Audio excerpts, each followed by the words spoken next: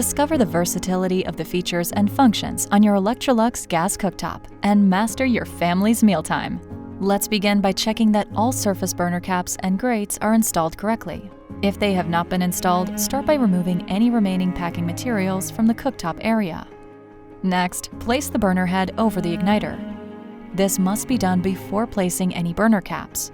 Once the burner head has been properly placed, position the burner cap snug in the center of the burner head so it rests level. You will hear the burner cap click when it makes contact inside the center of the burner head. Check the fit by gently sliding the burner cap from side to side to make sure it is centered and firmly seated. When you've finished installing the burner caps, position the burner grates on the cooktop by placing the middle grate first, followed by the left and right.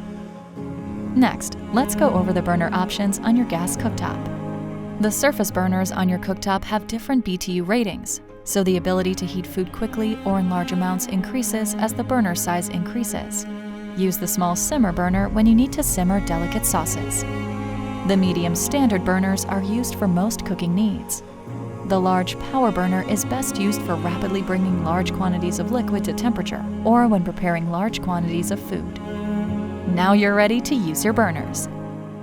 Start by placing your desired cookware on the cooking grate over the burner.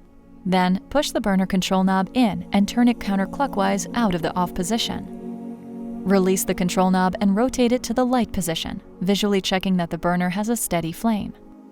Once lit, push the control knob in and turn it counterclockwise to your desired flame size. Adjust the flame as needed using the knob markings. The size and type of cookware used will influence the heat setting needed for best cooking results. Gas cooktops work best when the cookware has a flat bottom, straight sides, and a tight-fitting lid. Test the bottom of your cookware by rotating a ruler across the bottom and ensuring good contact is made with the entire surface of the heating element.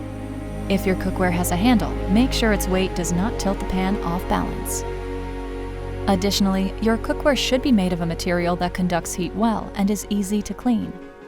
Regardless of size, always select cookware that is suitable for the amount and type of food being prepared. The burner and flame size should be appropriate for the pan. Never allow flames to extend beyond the outer edge of the pan. Another cookware option that you have with your cooktop is the griddle. Before using the griddle for the first time, wash it in warm, soapy water. Then, rinse and dry it completely. Apply a thin coat of vegetable oil to the entire surface, front and back. Preheat your oven to 350 degrees Fahrenheit or 177 degrees Celsius, and place the griddle on the upper rack. Bake the griddle for 1 hour. Turn the oven off and let the cookware cool before removing it.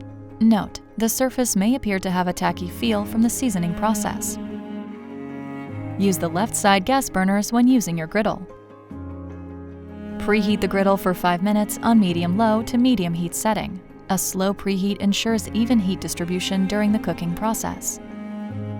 Caution: do not preheat the griddle on the high setting, as this may warp the cookware and prevent even heat distribution. Only clean the griddle with a stiff brush and warm water. Do not clean the griddle in a dishwasher.